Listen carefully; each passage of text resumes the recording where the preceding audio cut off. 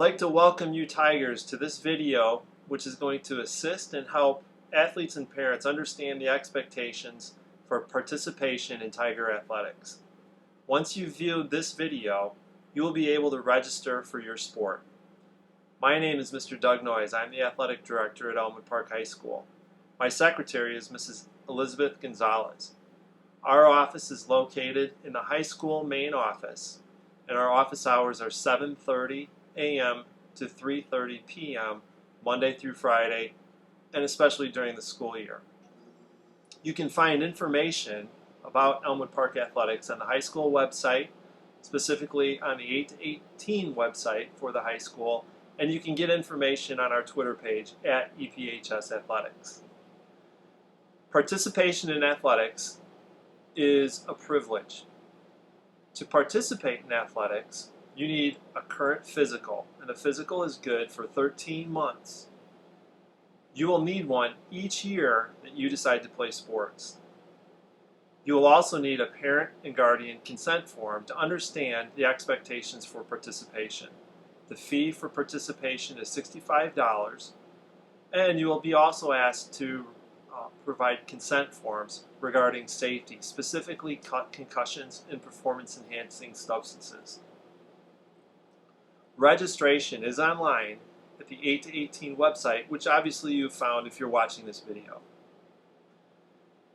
Student-athlete attendance. Students are required to be in attendance for half the school day to participate in games and to play in practices.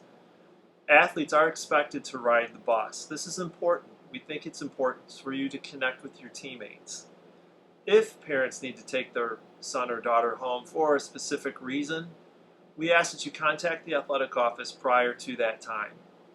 If that's not available, we ask you to please talk to the coach and let them know that you're taking your son or daughter. We ask that you do not allow your kids to go home with other students or with siblings. For academic eligibility, the Illinois High School Association requires all athletes pass 5 classes per week to be eligible for competition. Athletes must pass 5 classes or earn 2.5 credits per semester to be eligible for the next semester of participation. The grading for eligibility is Monday through Friday. Athletes would then be ineligible if they don't earn the necessary credits the following Monday. Ineligible athletes are required to practice, they're required to attend games, however they cannot suit up and they cannot play and participate in games. Elmwood Park asked our athletes to sign off on a Tiger Code of Conduct. The Code of Conduct is in effect 365 days, and it's cumulative over 4 years of a high school career. Violations, which are listed in our Code of Conduct, are disciplined by coaches or the athletic director. It could be running, it could be sitting games, it could be serving a suspension. Some of the more prohibitive behaviors, obviously hazing and bullying, are prohibited by the school. They're subject to expulsion and possible prosecution. For actions that could be considered hazing or bullying, refer specifically to Section 1H of the Code of Conduct. Other code or disciplinary issues would be vaping. Vaping is considered a school violation and a tobacco violation. Sexual harassment is prohibited. Pressure to engage in sexual behavior that's linked to school consequences or actions of a sexual nature so severe or so pervasive that it creates a hostile environment. Those who believe they're subjected to sexual harassment should contact Dr. Carrie Smith in the district office. The consequences for some of the behaviors, such as smoking, for drinking, for tobacco, for drug issues, a first offense would be a suspension of a quarter of a season. A second offense would be a suspension for a half a season.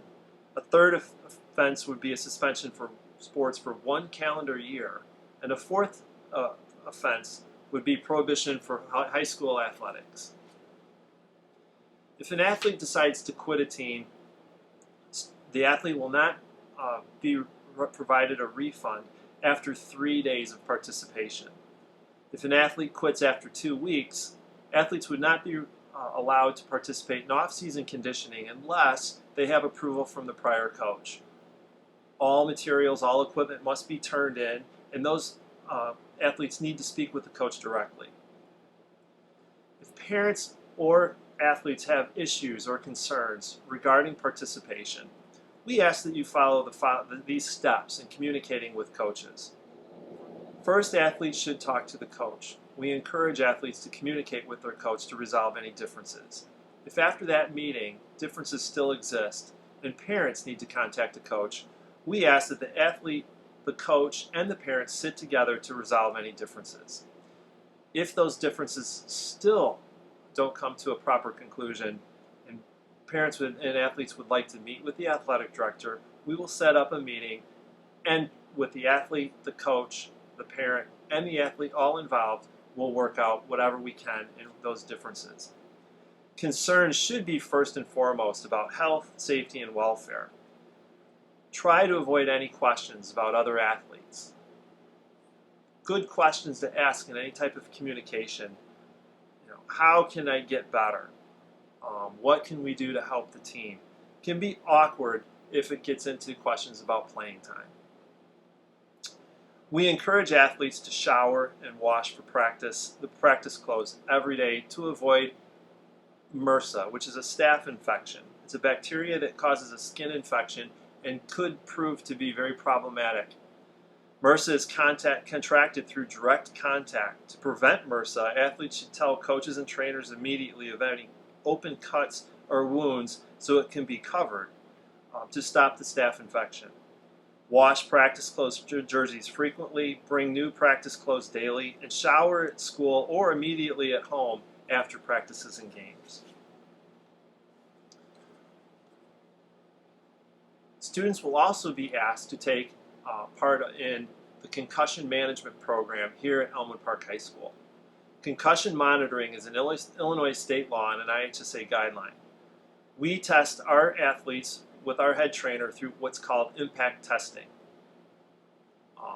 Students will then have a baseline for what their brain function and brain activity is, and then if there's any potential harm that has come from a game or from practice and there's a suspicion of a concussion, the trainer will pull up that test, retest the students to make sure that the concussion is either there or not there.